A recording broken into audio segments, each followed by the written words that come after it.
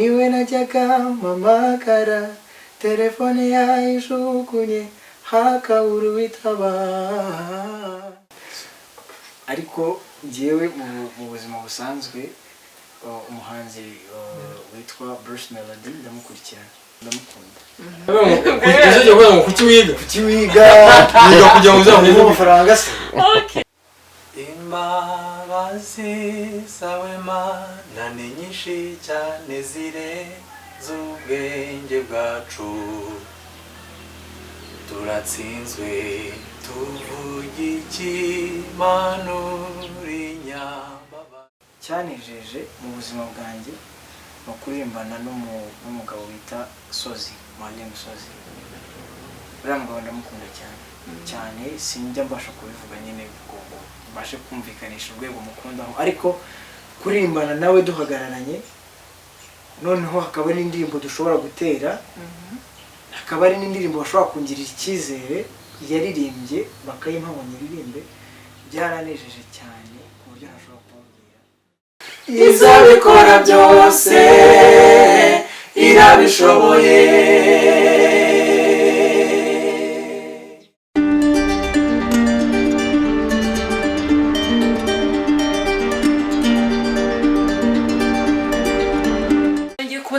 Inshuti bakunze mudukurikiye mukurikira ibiganiro byacu, uyu munsi ngira ngo muri kureba abantu bankikije n'abasore b'abaririmbyi bamenyekanye mu ndirimbo nyinshi cyane, ariko bakaba bafite korali babarizwamo ariyo Ambassadors of Christ Choir. Hari rero n'izindi ndirimbo bagenda baririmba, rimwe na rimwe mukunda kubona amavideo yabo baririmba ari bonyine cyangwa se ahandi hantu hatandukanye. Ariko mbere yuko ibyo byose tubigeraho ndagira ngo batangire bibwira abadukurikiye. Muraho neza, amazina yanjye ni Humure Iraguha Bernard. Muraho, nitwa Songaren. Mwakoze, nitwa Exode Valente.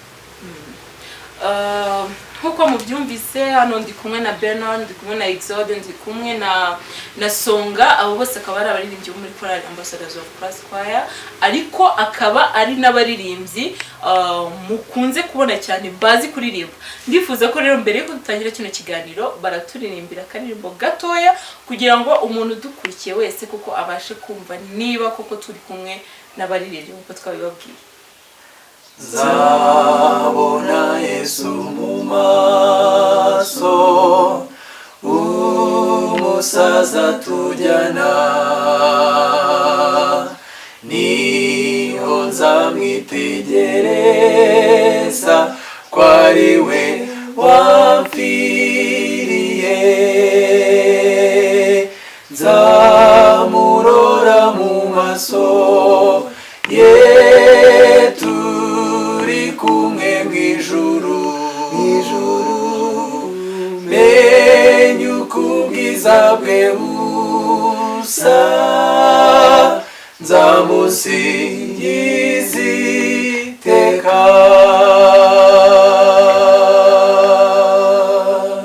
Wow, ngira ngo mwumvise amajwi meza y'abo basore turi kumwe.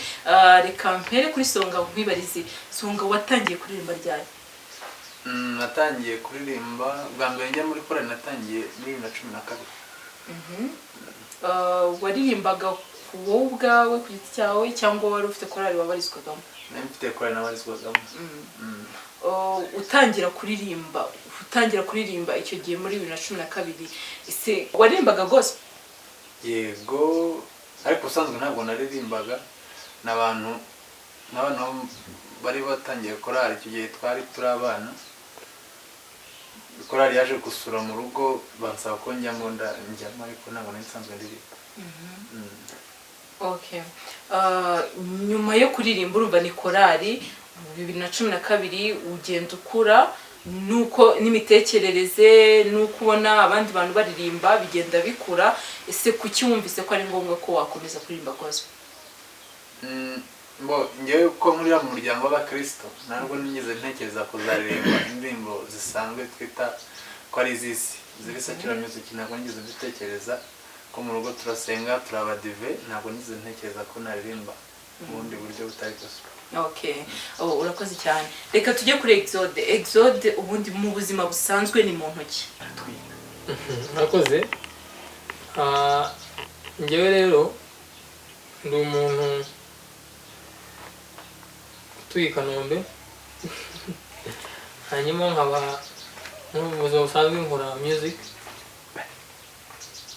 music iri gospel nanone ndirimba muri korali ndacuranga producing indirimbo z'amakorali gospel.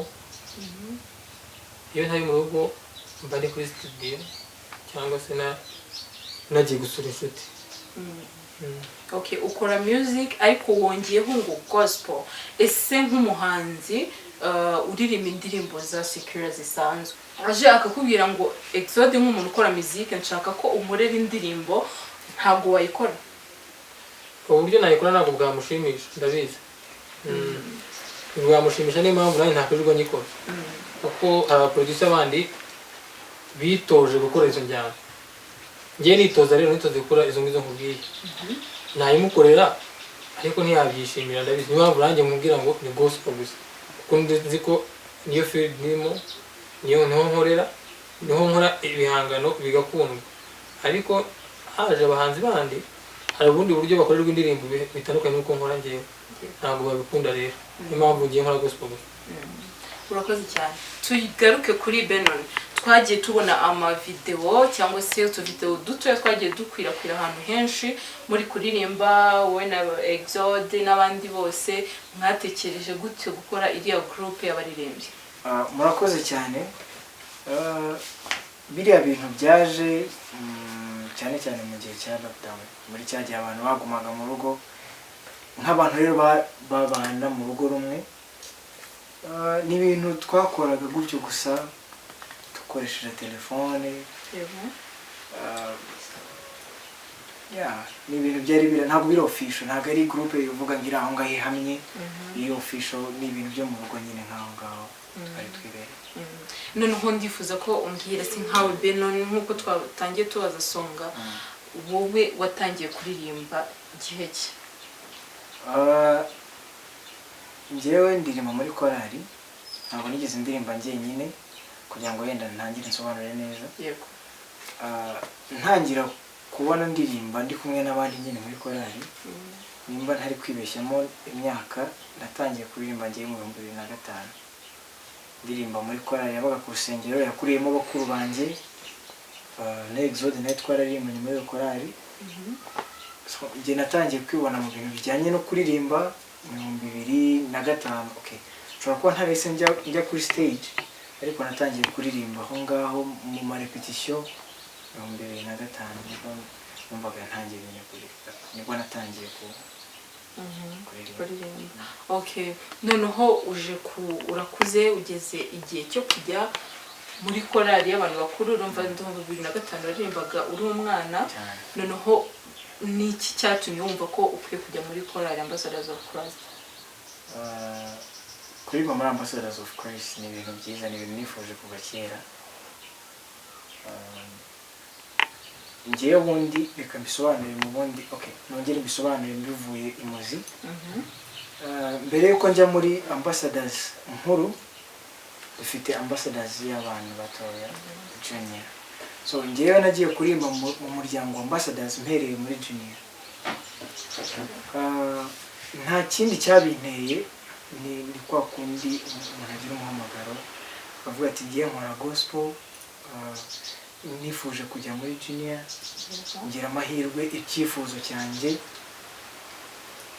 yagiye kuba granted kirakirwa. Okay, icyifuzo cyanjye kirakirwa n'uwo mugisha. Noneho guhera muri junior rero bigenda bimbera ama escalier nza kugera no muri senior. Okay, umaze kugera muri senior Ambassadors, ni ikihe kintu wumvaga wifuza kugeraho cyane wagezeho? Nifuje kugera ku kintu bwa mbere, kuririmba mpagaze n'abana najyaga mbona. Icyo cyari ikintu cya mbere, avuga ati noneho nanjye nzahagararemo. Ariko ikindi kintu cyanejeje mu buzima bwanjye ni ukuririmbana n'umugabo bita Sozi, Mwalimu Sozi. Uriya mugabo ndamukunda cyane sinjya mbasha kubivuga nyine ngo mbashe kumvikanisha urwego mukundaho, ariko kuririmbana nawe duhagararanye, noneho hakaba n'indirimbo dushobora gutera, hakaba ari n'indirimbo bashobora kungirira icyizere yaririmbye bakayimpa ngo nyiririmbe, byaranejeje cyane ku buryo ntashobora kubabwira. Mbese ni ukuvuga ngo ni intego nari mfite, okay, wenda hari igihe nshobora kuvuga ngo ni intego akavuga ati nagiye muri korali mvuga ati nzakora iki ngiki, ariko mu cyifuzo nari mfite nuko nabira byabaho kandi byarabaye. Urakoze cyane. Tubwiye ko hari indirimbo Sozi yaririmbaga wumvise wishimira ko waziririmba bakakugira icyizere ukazirimba muri korali nkuru. Ndagira ngo noneho uratwihangarira utubwire indirimbo wakundaga Sozi yateraga ubu ngubu ushobora guhagarara ukayiririmba witubwireho, donc uturirimbe akantu gatoya. Nk'umuntu nkunda indirimbo zose yagiye ayobora ndazizi. Okay, wenda reka ndeke kuvuga ngo zose, reka mvuga ngo inyinshi. Yego. Inyinshi ndazizi. So zose nabasha kuziririmba nk'izo ngizo nyine yagiye aririmba. Ariko hari iyo nkunda kuririmba cyane no muri korali nkunda kuririmbamo mu gihe adahari, cyangwa se niyo yaba ahari. Yego. Hari igihe njya nyiririmba.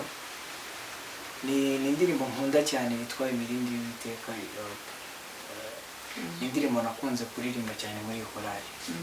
Uraturirimbaho gatoya. Kuririmba kandi se mfite amajwi Yego ko ntabwo bivuga. ariko ubwo no kuririmba igitero cyonyine Nta kibazo. kuko refreyo yakirwa n'abandi. Iyo ndirimbo y'Imirindi y'Uwiteka abantu benshi barayizi bakurikiye Ambassadors kenshi. Iravuga ngo yewe mwana w'umuntu umva amagambo y'Uwiteka ati ninjye waremye isi n'ibyuzuyemo byose, nyuma y'ibyo byose fata umukungugu w'isi niremera umuntu, namuremye mukunze murutisha ibindi biremwa muhano kugira ishusho yanjye, ariko kubwo kwifuza kw'amaso ye arangomera itandukanya n'ubwiza bwanjye arigendera. Ni urwo rwego igenda mu.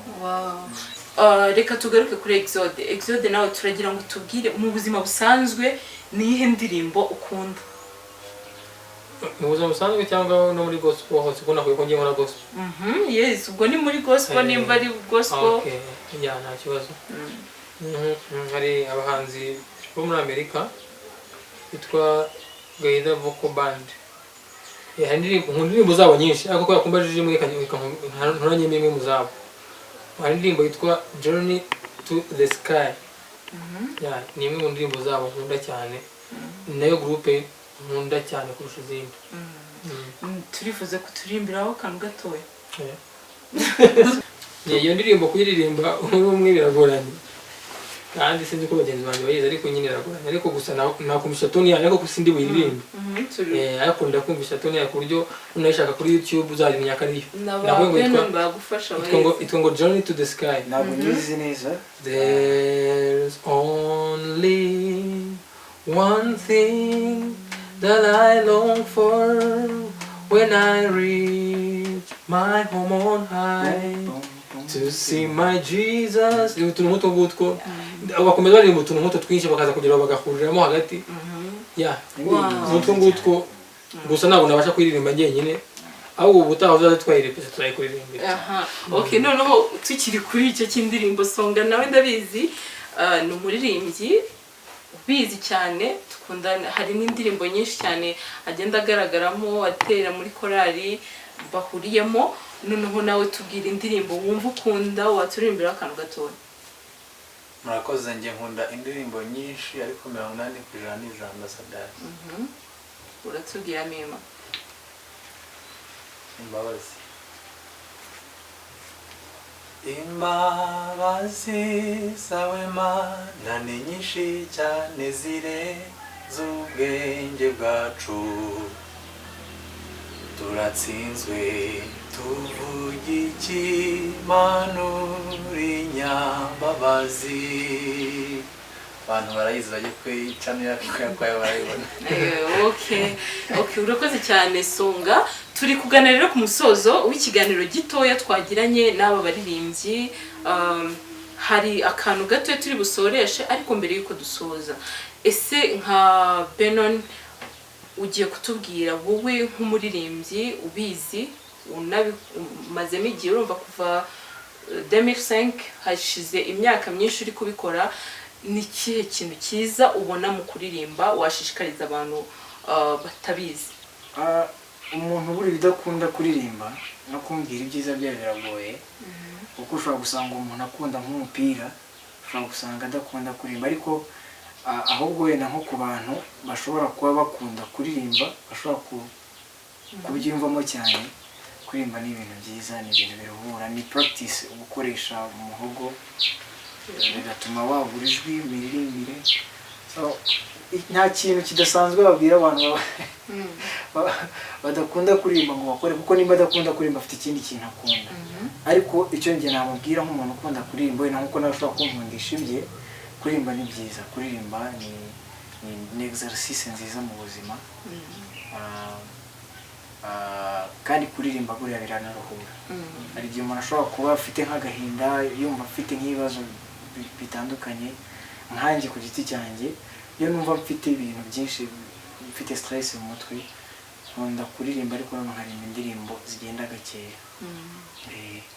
Kuririmba rero ni byiza. Ujya wumva indirimbo zisanzwe z'abanzi basanzwe zitari za gospel? Cyane, njyewe numva indirimbo zose, ntabwo njya ntoranya indirimbo. Nkunda umuziki muri rusange. Nk'iyo wumvishe indirimbo ziri gusohoka ubu ngubu,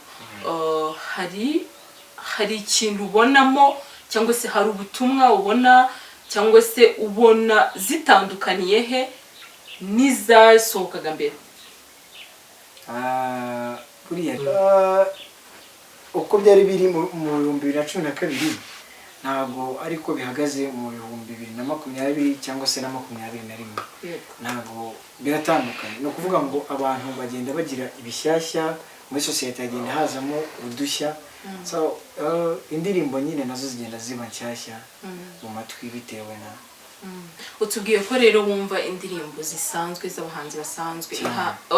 Turifuza ko tubwira ni uwuhe muhanzi wumva indirimbo ze, cyangwa se ukunda ibihangano bye, cyangwa se niyo utaba ukunda ibihangano bye ariko ukunda imiririmbire ye uko aririmba mu bahanzi basanzwe?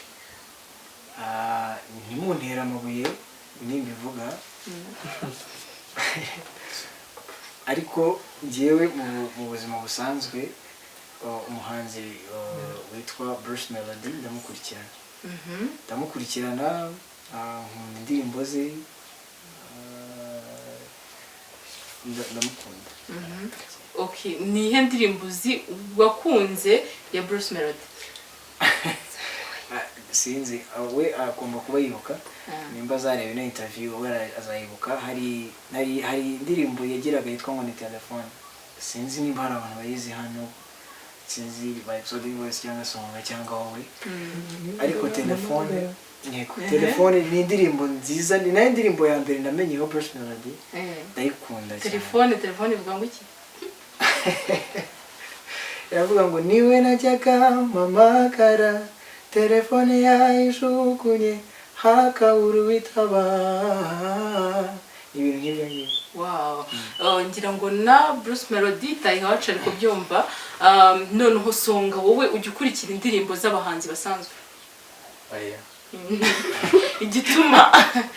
Igituma utakurikira izo ndirimbo ni ukuba wumva ari mbi cyangwa nuko utazibonera umwanya? So kubura umwanya kuko numva izindi, ariko ntabwo nzikunda, ntabwo ibindi. Kuri Exode bimeze bite?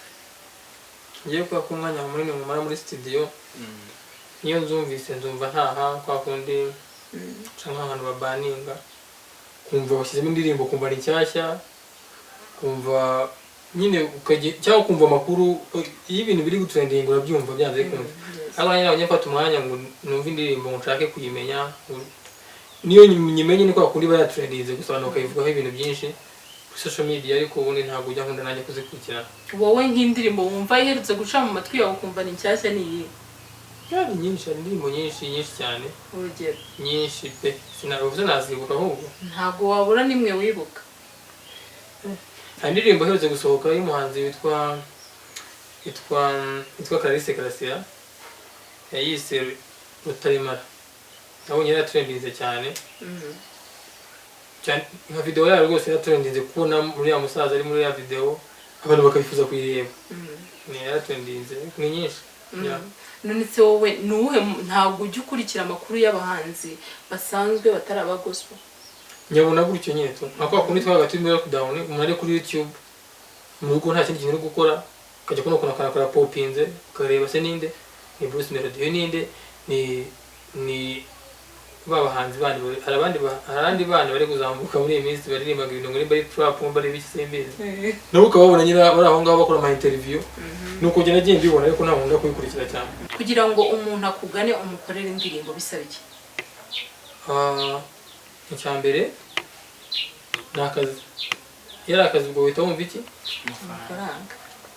Urumva rero ntabwo ari menshi kuko niko kazi nanjye kantunze niko nkora gusa iyo twahuye turaganira rwose bigenda neza ntabwo ni ibintu umuntu wese yashobora gukora. Okay, ngira ngo abadukurikiye muri kumva ko hano turi kumwe n'umucuranzi akaba producer wa audio ndetse na video mu minsi iri imbere. Ubwo umuntu uri kutureba wifuza gukora indirimbo nawe ushobora kugana Exode. Tugana ku musozo w'ikiganiro twagiranye n'aba baririmbyi, ndifuza ko dusoza n'akaririmbo gatoya turi kubasezera kandi tunabashimira ko mukiri gukomeza kudukurikira. Ntabwo nareka kubibutsa gukora subscribe mu bintu byose, mujye mukora subscribe kugira ngo ibintu byose tuba twabateguriye bibashe kubageraho. Rero dusoza ndagira ngo musezere abantu bakurikiye kino kiganiro n'akaririmbo gatoya mwifuza. Ibasha kureba mu nda y'urushinge yananirwite kumenya ibyawe, Imana ntishwa ibi bibona byose ku mugaragaro. Urugamba ntiwapfa kurutsinda utabaye maso kuri urwo rugamba. Fukamusenge, fukamuririra Imana izabikora byose, irabishoboye. Wow, ngira ngo indirimbo dusorejeho ni ya Benon, nubwo atabitubwiye ariko ni umuririmbyi nawe agira indirimbo ze agenda asohora. Ngira ngo abantu muri kutureba turaza gushyiraho link ya channel ye, ushobora gukandaho ukajyaho ukareba channel ya Benon ukareba indirimbo ziriho zose, ukamufollowinga, ugakora subscribe, ugakora like, ukamana comment, maze tukarushaho gutezanya imbere muri uyu murimo turimo. Reka ngushimire rero wowe wadukurikiye, wowe wari uri gukurikira iyi channel yacu ya Eniro. Wakoze kubana natwe, wakoze kuba uri kumwe natwe. Reka nshimire Exode ko waduhaye umwanya wawe. Ego nshimire na Benon nawe ku mwanya waduhaye. Nshimire na Songa kuba mwemeye kuduha uyu mwanya. Murakoze cyane.